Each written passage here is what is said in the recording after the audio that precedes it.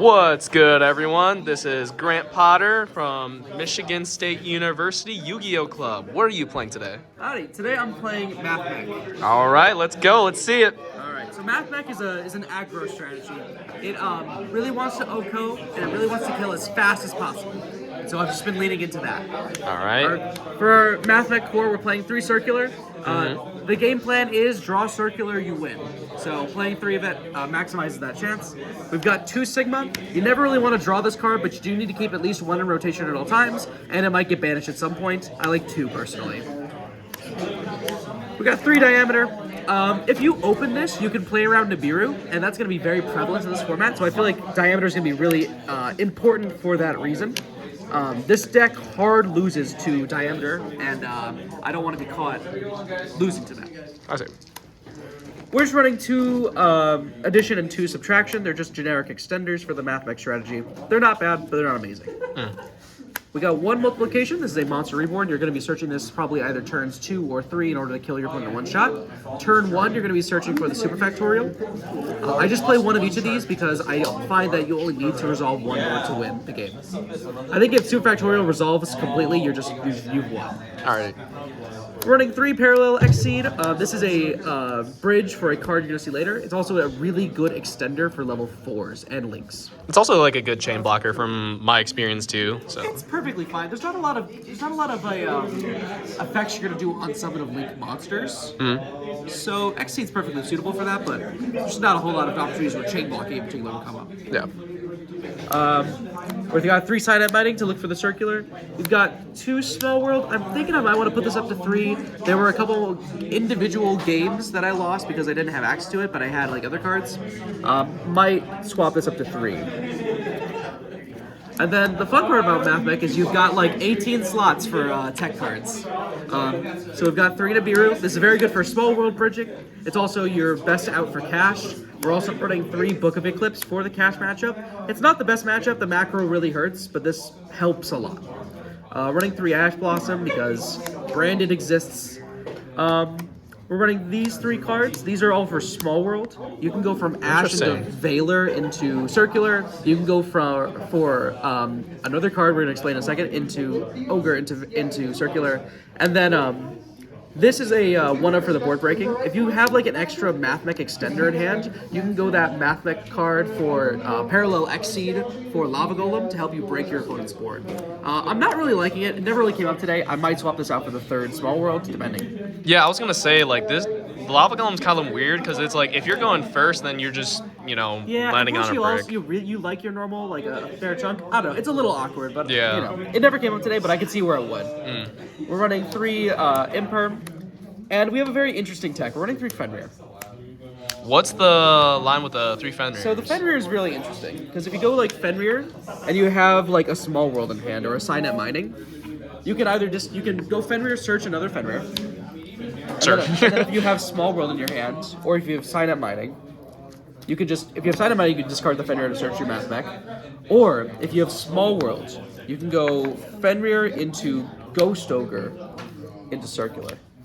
Interesting. So it turns that extra material you get off of Fenrir into a combo piece, or a combo starter. Plus, that second Fenrir is not really going to come up too much, I don't think. And, Fenrir is just a good card in general. So now I gotta ask, how do you play around like the Bistials and everything? You hope to God they are not playing the Bistial. You can play around 1 Bistial by going for an early turn Appaloosa. But if they have 2 Bistials in hand, you are just not winning the game. I see. Unfortunately, what's very fortunate for this deck is that a lot of branded players are cutting down the number of Bistials they're running. Right. I think a lot of them are on 1 Lubellion and 1 Saronir, and I can play through 1 Lubellion and 1 Saronir any day of the week. Right. It's not a terribly bad matchup in that situation. The main problem for this deck are going to be Floodgate decks, and then decks like Dragon Link that will openly main deck like 8 copies of those still. Eli over there in the corner, acting like a gremlin, knowing that I never want to face Dragon Link again with this deck. We do have 1 other Dragon Link player at this locals, and if I ever match up against them, I will probably not be winning that match. That's it for the main deck. It's a solid 40. I'm not playing a couple of cards that I feel like I should be. The Call By is the one in particular, but I feel like I never lose to Ash, Yeah. For the opening combo, you're going to want 1 Link Disciple, 1 Link Devotee, Cyber's Wicked, IP, Lingaribo, Nightmare Unicorn, and Appaloosa. So these all have a specific purpose. These 4 are mandatory for the opening combo. Right. I like ending on a Lingaribo, so that you can play around either an imperm in the draw phase or an evenly matched going games 2 and 3. I find it's really helpful. There are also a lot of times, a kind of weirdly odd amount of times, where they open like 2 evenly matched as well. But this just helps prevent some of those powerful trap cards. Usually you're going into Appaloosa against most combo decks. This card is for Labyrinth. So this deck doesn't like trap decks. It has never liked trap decks. Eldritch was the problem for it back when Pope was released, and now that we're in the meta right now, Labyrinth is the issue. Right.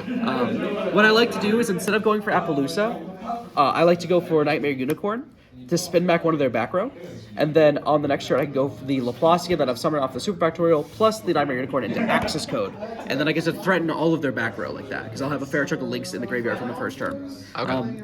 Through this method, I think it's really easy to kill Labyrinth, really easy if you're going first. And this exact situation did happen today, which is really helpful for me.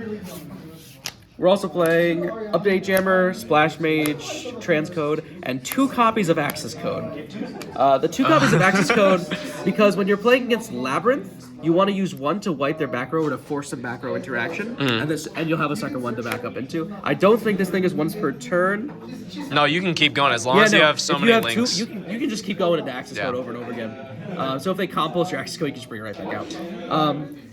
Also, for cash, if they get rid of your Access Code, you are just dead. And so if you have 2 of them, and that's at least a little bit of insulation from the Unicorn.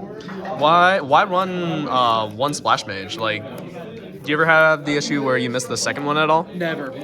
I'll be real. I even thought about cutting the first one. Really?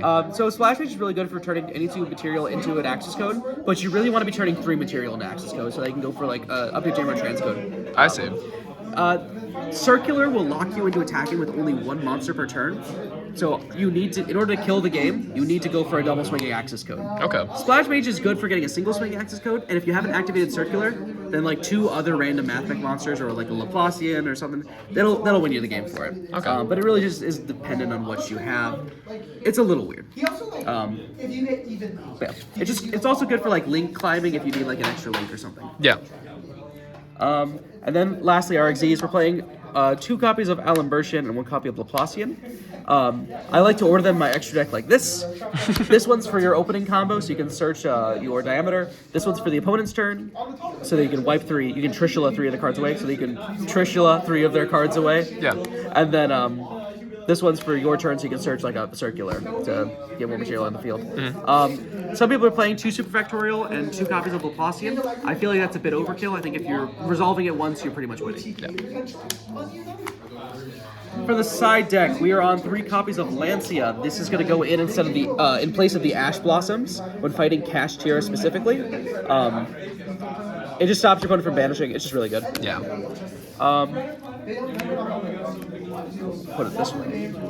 Lightning Storm is just a very good card for back row decks. This deck, its hardest matchup right now, which is with my build of the deck, is Labyrinth. And we have a good couple of Labyrinth players at this locals, so I really like drawing the Lightning Storm. The Lightning Storm, this one actually won me the game in my last match of the day against Labyrinth, exactly. What happened was Aiden, he used Duality, grabbed Skill Drain, and I had Lightning Storm in hand, so the only thing that beat me at that point was Solemn Judgment, which he didn't have. So I was able to just wipe his back row and kill him. Were you glad with Lightning Storm and not like Twin Twisters, Cosmics? So like it's super weird. I kind of want to turn this into a Cosmic, but I feel like the complete blowout that is Lightning Storm, especially going second against trap decks, is really good. I feel like I can beat trap decks going first if my hand is like a circular and an extender, just by going for the Unicorn play that I mentioned earlier. Okay. I feel like you really struggle against trap decks going second, which is why Lightning Storm is here, and why you're also running 3 copies of Evenly Matched. Okay. Just for the trap decks. Yeah. Then the going first package, D-Barrier and Anti-Spell Fragrance.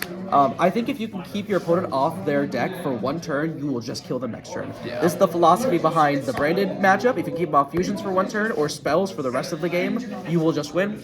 Against Sword Soul, if you keep them off synchros, you're just going to win. If you go against Cashier, if you keep them off Xyz, keep them off of spells, you're just going to win. Yeah. I'm thinking about maining Rivalry, but Rivalry I don't think does as much against the Sword Soul and the Cashier matchup as I'd want it to do. And I feel like these are all I would need. And I also don't really want to run more than 6 cards to come in against those matchups. Yeah, you know, for someone who doesn't like trap decks, you're running a lot of trap. I don't want to run this. Ban these cards, Konami. You run them because you have to, not because you want to. That's fair. That's fair. All right, that's the deck. You got any shout-outs? Yes, shout out to the MSU Yu-Gi-Oh! Club. Wonderful organization. Please drop by. Shout out to Nathan Gerchek, Noah Peltier, and Connor Matthews for helping me test the deck and getting me ready for the Indianapolis Regional next month. All right. Yep. We'll see you there. And you're not gonna even shout out, you know, the person who. Oh yeah, shout out to Peter, the first behind the camera, Yeah. for getting me this sick ass play mat. Yeah, it's a beauty. We all know it's your favorite and everything. I So. love the ice barriers. All right. All right. Thanks, Grant. Thank you.